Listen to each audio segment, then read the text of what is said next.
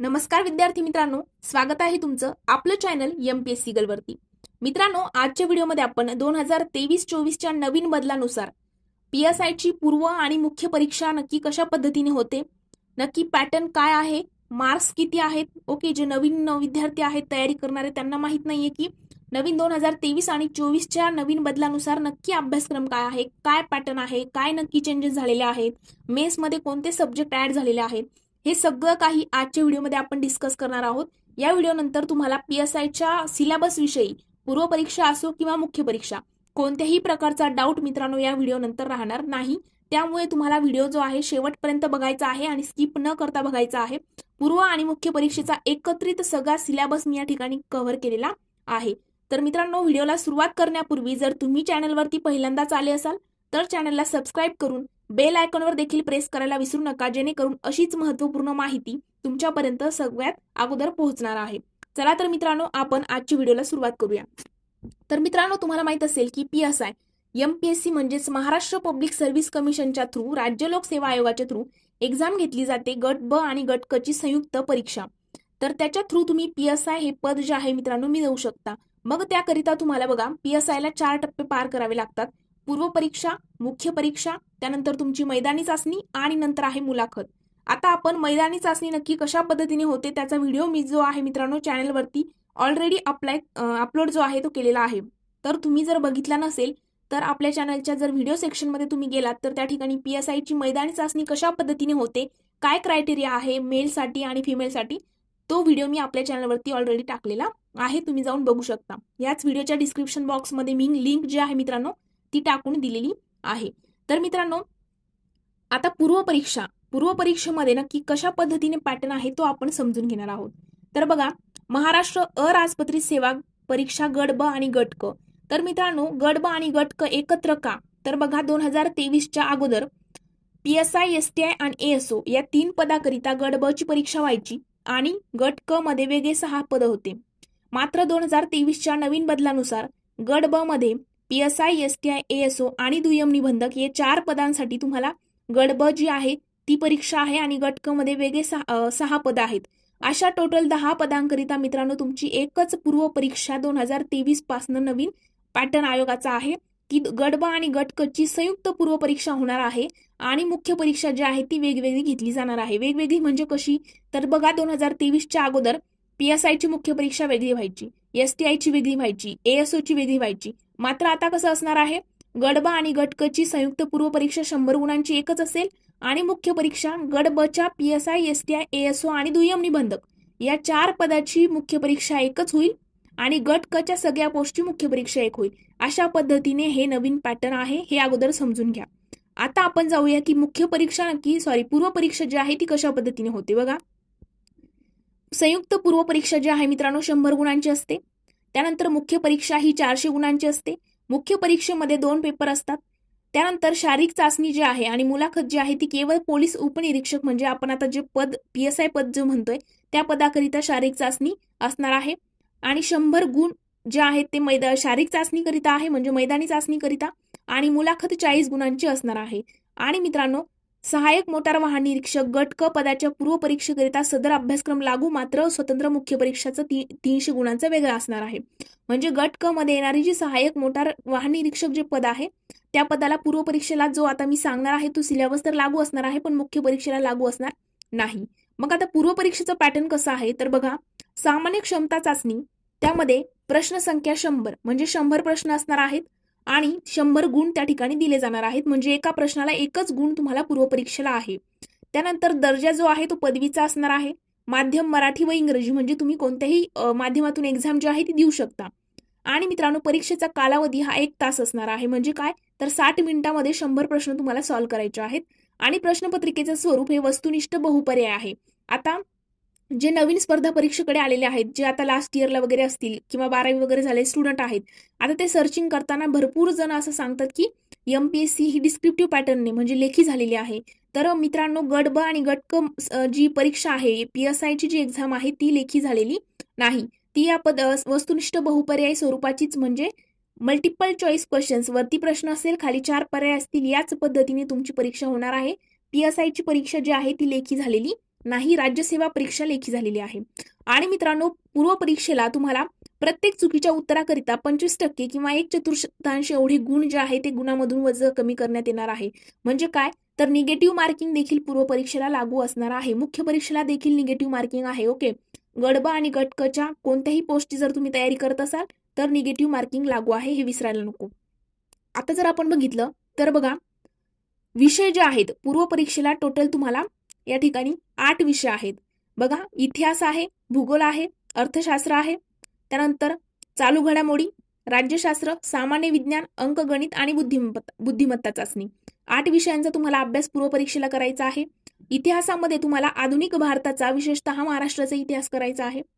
त्यानंतर भूगोल जो आहे, भूगोलाकरिता तुम्हाला, आता बघा मित्रांनो, इतिहासाकरिता तुम्हाला प्राचीन इतिहास नाही आणि मध्ययुगीन इतिहास देखील नाही, हे इथे लक्षात घ्यायचं आहे. आधुनिक भारताचा आणि महाराष्ट्राचा इतिहासच तुम्हाला करायचा आहे. त्यानंतर भूगोल जर बघितला तर महाराष्ट्राच्या भूगोलाच्या विशेष अभ्यासासह तुम्हाला पृथ्वी, जगातील विभाग, हवामान, अक्षांश रेखांश असेल, महाराष्ट्रातील जमिनीचे प्रकार वगैरे असतील, पर्जन्यमान असेल म्हणजे कुठे किती सेंटीमीटर पाऊस वगैरे पडतो, कुठं कोणत्या पद्धतीची पिके घेतली जातात, त्यानंतर शहरे असेल, नद्या असतील, उद्योगधंदे असेल, हे सगळं काही तुम्हाला भूगोलामध्ये अभ्यासायचं आहे. नंतर अर्थशास्त्र जर आपण बघितलं तर अर्थशास्त्रामध्ये तुम्हाला भारतीय अर्थशास्त्र, ओके, भारतीय अर्थव्यवस्था आणि शासकीय अर्थव्यवस्था. भारतीय अर्थव्यवस्थेमध्ये तुम्हाला राष्ट्रीय उत्पन्न असेल, शेती असेल, उद्योग, परकीय व्यापार, बँकिंग, लोकसंख्या, दारिद्र्य आणि बेरोजगारी, मुद्रा आणि राजकोषीय नीती वगैरे तुम्हाला अभ्यासायचं आहे. आणि शासकीय अर्थव्यवस्थामध्ये मग तुम्हाला अर्थसंकल्प म्हणजे मित्रांनो बजेट, त्यानंतर लेखा परीक्षण, ह्या गोष्टी तुम्हाला शासकीय अर्थव्यवस्थेमध्ये अभ्यासायच्या आहेत. त्यानंतर चालू घडामोडीमध्ये तुम्हाला जागतिक तसेच महाराष्ट्रासह भारतातील चालू घडामोडी करायच्या आहेत. आणि राज्यशास्त्र जो आहे या ठिकाणी सांगितलेलं नाहीये की काय करायचं, ओके, पण राज्यशास्त्र म्हणजे तुम्हाला पूर्णच करावं लागणार आहे. घटनेच्या निर्मितीपासून सगळे कलम असतील, घटना दुरुस्त्या असतील, राज्यपाल, राष्ट्रपती, त्यांचं कार्य असेल, विधानसभा, विधान परिषद, सगळं काही राज्यशास्त्रामध्ये अभ्यासायचं आहे. त्यानंतरचा विषय आहे सामान्य विज्ञान. त्यामध्ये तुम्हाला बघा फिजिक्स आहे, केमिस्ट्री आहे, झूलॉजी आणि बॉटनी, आणि त्यासोबत हायजीन म्हणजे आरोग्यशास्त्राचा देखील अभ्यास करायचा आहे. त्यानंतर अंकगणितामध्ये तुम्हाला बेरीज, वजाबाकी, गुणाकार, भागाकार, दशांश, अपूर्णांक, टक्केवारी, त्यानंतर सरासरी, काळ, वेग, वेळ, त्यानंतर आणखी आहे बघा वेळ, वेग, अंतर, हे सगळे टॉपिक तुम्हाला अंकगणिताचे मित्रांनो करायचे आहे. त्यासोबत बुद्धिमापन चाचणीमध्ये तुम्हाला उमेदवार किती लवकर आणि अचूकपणे विचार करू शकतो हे आजमावण्यासाठीचे प्रश्न असतात. हा झाला तुमचा संपूर्ण पूर्व परीक्षेचा अभ्यासक्रम. आता काय आपल्याला मुख्य परीक्षेचा अभ्यासक्रम आहे तो समजून घ्यायचा आहे. तर मित्रांनो, मुख्य परीक्षेचा पॅटर्न जो आहे तर प्रश्नपत्रिकेची संख्या 2, म्हणजे काय, मुख्य परीक्षेला तुमचे 2 पेपर घेतले जातील. पहिला पेपर असेल 200 गुणांचा आणि दुसरा पेपर असणार आहे 200 गुणांचा. अशा टोटल 400 गुणांची मुख्य परीक्षा असणार आहे. पूर्व परीक्षेचे गुण जे आहेत ते फायनल मेरिट लिस्ट मध्ये या ठिकाणी घेतले जात नाही, त्याचा विचार केला जात नाही. शारीरिक चाचणीचे गुण देखील जे आहे तेही विचारात घेतले जात नाही. तुमचे फक्त मुख्य परीक्षेचे 400 गुण आणि मुलाखत याचेच फायनल मेरिट लिस्ट जी आहे तुमची लागत असते.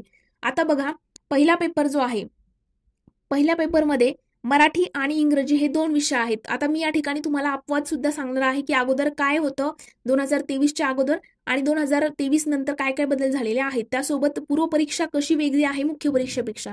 ओके, तर बघा, पहिला तुमचा पेपर असणार आहे मराठी आणि इंग्रजीचा 100 प्रश्नांचा या ठिकाणी पेपर आहे. आता बघा, पहिला पेपर हा 200 गुणांचा, पण प्रश्न 100 आहेत. मराठीला तुम्हाला 50 प्रश्न विचारले जातील, इंग्रजीला 50 प्रश्न विचारले जातील. असे टोटल झाले तुमचे 100 प्रश्न आणि त्याकरिता 200 गुण आहेत.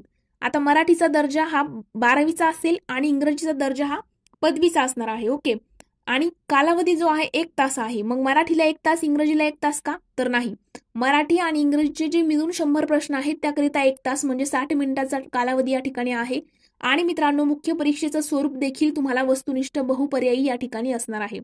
त्यासोबत दुसरा पेपर जो आहे त्यामध्ये सामान्य अध्ययन आणि बुद्धिमत्ता चाचणी याचे देखील तुम्हाला 100 प्रश्न विचारले जातील आणि 200 गुण दिले जातील. त्याचा पदवीचा दर्जा आहे आणि माध्यम जो आहे ते मराठी आणि इंग्रजी माध्यम आहे आणि कालावधी जो आहे त्याचा सुद्धा 1 तास कालावधी आहे. आणि मित्रांनो, वस्तुनिष्ठ बहुपर्यायी स्वरूप या ठिकाणी लागू आहे, हे या ठिकाणी लक्षात घ्यायचं आहे. आणि सोबतच निगेटिव्ह मार्किंग देखील मुख्य परीक्षेला लागू असणार आहे, हे या ठिकाणी विसरायला नको. आता बघा मित्रांनो, पूर्व परीक्षेमध्ये तुम्हाला जे 8 विषय होते तेच 8 विषय तुम्हाला या ठिकाणी मुख्य परीक्षेच्या दुसऱ्या पेपरमध्ये असणार आहे. काहीच वेगळं करायची गरज नाही.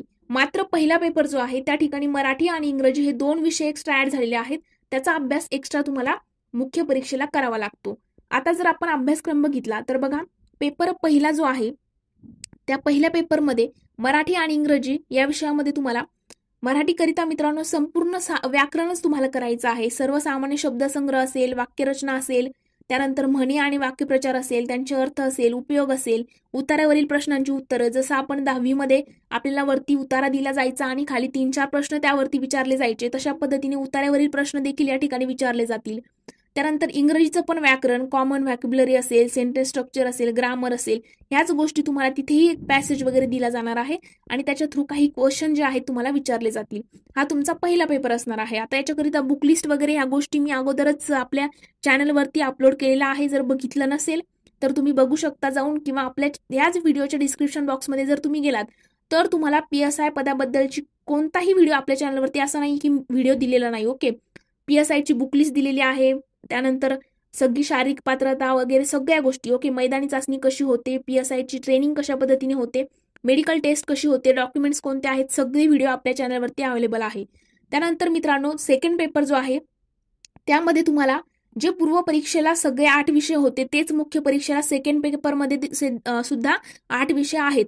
आता 2023च्या अगोदर मित्रांनो सामान्य विज्ञान हा विषय जो आहे तो मुख्य परीक्षेला ऍड नव्हता.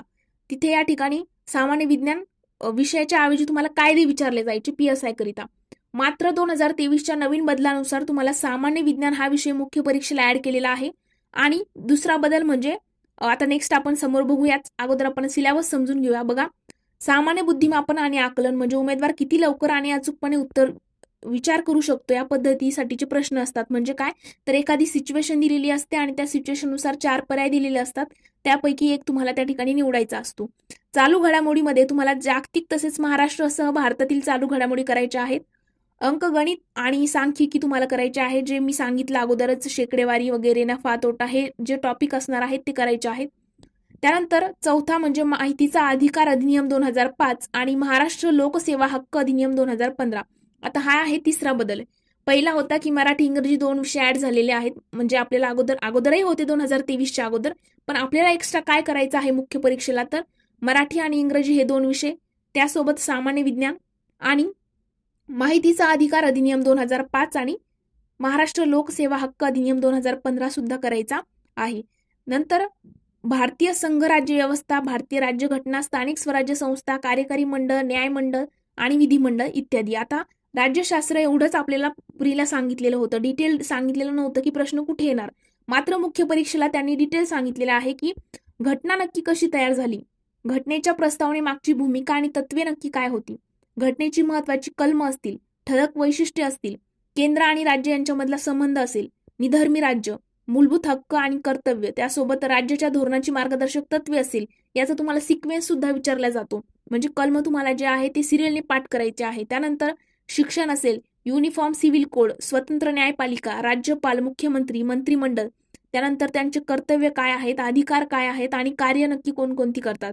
राज्य विधिमंडळामध्ये विधानसभा असेल, विधान परिषद असेल, त्यांचे सदस्य जे आहेत त्या सदस्यांचे अधिकार काय आहेत, काय कार्य ते करतात, कर्तव्य कोणती पार पाडावी लागतात. त्यानंतर विधी समित्या असतील, हे सगळं काही तुम्हाला राज्यशास्त्र या विषयामध्ये मेन्सला वाचायचं आहे. नंतरचा विषय आहे तुमचा इतिहास. आता इतिहासामध्ये सामाजिक आणि आर्थिक जागृती नक्की 1885 ते 1947 पर्यंतचं तुम्हाला वाचायचं आहे. नंतर आहे महत्वाचे व्यक्तींचं कार्य, समाजसुधारकांचं कार्य, स्वातंत्र्यपूर्व भारतातील सामाजिक जागृतीतील वर्तमानपत्रे वगैरे असतील. आता समाजसुधारक जर तुम्ही केले तर तुमचे वर्तमानपत्र त्या ठिकाणी कव्हर होतात. आणि नंतर आधुनिक भारताचा विशेषतः महाराष्ट्राचा इतिहास आपण बघितला, त्यामध्ये राष्ट्रीय चळवळी वगैरे आहेत, शिक्षणाचा परिणाम काय झालेला आहे, स्वातंत्र्यपूर्व काळातील इतर समकालीन चळवळी असतील, हे सुद्धा तुम्हाला त्या ठिकाणी अभ्यासायचं आहे. आणि नंतरचा तुमचा विषय आहे की भूगोल. आता भूगोलमध्ये महाराष्ट्राचा आणि भारताचा प्राकृतिक भूगोल, मुख्य प्राकृतिक विभाग, हवामानशास्त्र आहे, पर्जन्यमान आणि तापमान असेल, पर्जन्यातील विभागवार बदल असतील, नद्या असतील, पर्वत आणि पठारं असतील, विविध भूरूप आहेत, राजकीय विभाग आहे, प्रशासकीय विभाग आहे, त्यासोबत नैसर्गिक संपत्ती आहे, त्यामध्ये वने व खनिजे वगैरे असतील. तुम्हाला जिल्ह्यांच्या वाईज विचारू शकतात की कोणत्या जिल्ह्यामध्ये कोणतं खनिज सगळ्यात जास्त आढळतं, किंवा सपोज मृदा वगैरे असेल तर ही मृदा कोणत्या कोणत्या विभागामध्ये आढळते, अशा पद्धतीचे प्रश्न तुम्हाला विचारले जातात. त्यानंतर मानवी आणि सामाजिक भूगोल आहे, लोकसंख्या आहे. आता लोकसंख्या हा टॉपिक खूप महत्वाचा आहे. इकॉनॉमिक्सच्या दृष्टीने पण आणि भूगोलच्या दृष्टीने पण तुम्हाला लोकसंख्यावरती 2 ते 3 प्रश्न दरवर्षी विचारले जातात. त्यानंतर लोकसंख्येचे स्थानांतर असेल, त्याचे उगम आणि इष्ट स्थानावरील परिणाम असतील, ग्रामीण वस्त्या, तांडे, त्यानंतर झोपडपट्ट्या आणि त्यांचे प्रश्न असतील. हे सगळं काही भूगोलमध्ये तुम्हाला मेन्सला विचारलं जाणार आहे. तुम्हाला मी आत्ताच सांगितले की मराठी आणि इंग्रजी हे 2 विषय ऍड झालेले आहेत, सामान्य विज्ञान ऍड झालेलं आहे, कायदे रद्द झालेले आहेत PSIचे, आणि त्यासोबत तुम्हाला पर्यावरण सुद्धा या ठिकाणी मेन्सला ऍड झालेला आहे. पर्यावरणामध्ये तुम्हाला मानवी विकास व पर्यावरण, पर्यावरणपूरक विकास, नैसर्गिक साधन संपत्तीचे संधारण, विशेषतः वन संधारण, त्यामध्ये विविध प्रकारची प्रदूषण असतील, पर्यावरणीय आपत्ती, पर्यावरण संवर्धनामध्ये कार्यरत असलेल्या राज्य, राष्ट्र, जागतिक पातळीवरील संघटना, संस्था कोणकोणत्या आहेत, त्याचे म्हणजे नक्की कधी स्थापना वगैरे झालेली आहे, ह्या गोष्टी विचारल्या जातील. त्यानंतर सामान्य विज्ञान आणि तंत्रज्ञानामध्ये जो प्रीला सिलेबस होता तोच आहे. फिजिक्स आहे, केमिस्ट्री, झुलॉजी, बॉटनी, हे सगळं काही तुम्हाला या ठिकाणी विचारलं जाणार आहे. त्यानंतर दूरसंवेदन, हवाई व ड्रोन छायाचित्रण, बघा हे पण एक्स्ट्रा टॉपिक ऍड झालेले आहेत. भौगोलिक माहिती प्रणाली आणि त्याचं उपाययोजन म्हणजे रिमोट सेन्सिंग वगैरे, ह्या सगळ्या गोष्टी तुम्हाला या ठिकाणी मेन्सला करायच्या आहेत. माहिती व संप्रेषण तंत्रज्ञान म्हणजेच काय इन्फॉर्मेशन अँड कम्युनिकेशन टेक्नॉलॉजी, हे काही एक्स्ट्रा टॉपिक आहेत, ते तुम्हाला नोट डाऊन तुमच्या डायरीमध्ये करायचे आहेत की हे तुम्हाला एक्स्ट्रा टॉपिक मेन्सला करायचे आहेत. त्यानंतरचा तुमचा शेवटचा विषय आहे मित्रांनो अर्थशास्त्र. अर्थशास्त्रामध्ये तुम्हाला बघा समग्र लक्ष्य अर्थशास्त्र आणि भारतीय अर्थव्यवस्था 2 टॉपिक आहेत. त्यामध्ये वृद्धी आणि विकास, सार्वजनिक वित्त. आता हा टॉपिक खूप महत्वाचा आहे. प्री आणि मेन्सच्या दोन्हींच्या उद्देशाने 2 प्रश्न ते हमखास विचारले जातात, 2 ते 3. 2023च्या प्रीला तुम्हाला सार्वजनिक वित्तावरती तब्बल 15 पैकी 6 प्रश्न विचारले होते, त्यामुळे हा खूप मोस्ट वेटेज टॉपिक आहे. त्यानंतर आंतरराष्ट्रीय व्यापार आणि आंतरराष्ट्रीय भांडवल. भारतीय अर्थव्यवस्थामध्ये तुम्हाला भारतीय अर्थव्यवस्थेची आव्हाने आणि आर्थिक सुधारणा आहेत. भारतीय शेती आणि ग्रामीण विकास आहे. सहकार, त्यासोबत मौद्रिक आणि वित्तीय क्षेत्र आहे. सार्वजनिक वित्त आणि वित्तीय संस्था असतील. उद्योग आणि सेवा क्षेत्र आहे. पायाभूत सुविधा विकास आहे. आंतरराष्ट्रीय व्यापार आणि भांडवल आणि महाराष्ट्राची अर्थव्यवस्था इत्यादी टॉपिक तुम्हाला अर्थशास्त्रामध्ये करायचे आहे. तर मित्रांनो, हा झाला तुमचा पूर्व परीक्षा आणि मुख्य परीक्षेचा संपूर्ण पॅटर्न प्लस विषय आणि कोणकोणते विषय एक्स्ट्रा ऍड झालेले आहेत, त्यासोबत अभ्यासक्रम नक्की डिटेल टॉपिक कोणते वाचायचे आहे ते आपण डिटेलमध्ये डिस्कस केलेलं आहे. या व्हिडिओनंतर सुद्धा जर तुम्हाला कोणत्याही प्रकारचा डाऊट वाटत असेल तर याच व्हिडिओच्या कमेंट सेक्शनमध्ये तुम्ही मला डाऊट विचारू शकता, किंवा आपल्या चॅनलच्या अबाउट सेक्शनमध्ये गेलात तर त्या ठिकाणी माझ्या इंस्टाग्राम अकाउंटची लिंक दिलेली आहे, त्या ठिकाणी जाऊन तुम्ही मला पर्सनली मेसेज करून तुमचे डाऊट जे आहे विचारू शकता मित्रांनो. त्या ठिकाणी तुमच्या प्रत्येक प्रश्नाचं उत्तर जे आहे ते दिलं जाणार आहे. जर तुम्हाला व्हिडिओ आवडला असेल तर व्हिडिओला लाईक, कमेंट आणि तुमच्या मित्रांसोबत देखील शेअर करायला विसरू नका. Thank you so much.